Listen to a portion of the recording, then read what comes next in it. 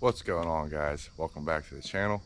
If you're new here, my name is Jeff. I make an assortment of videos, but today we're laying block. So I have cube number 4 here. Last video I made, I laid up that back wall there. So I'm gonna finish laying cube number 4 today. Get at least 2 courses over here, and then I might lay some block over on this side. We'll see. I got my mortar already mixed. Got it on my mortar board here. Got my line already set up. Got a bunch of block all ready to go. So we're gonna get laying. Really starting to make some progress on this garage. Once I get cube number 5, it'll really start looking like a garage. Before this video starts, you guys do me a huge favor and drop a big thumbs up down below. I really appreciate it. And if you haven't already, hit that subscribe button so you don't miss out on the future videos. So thanks, guys.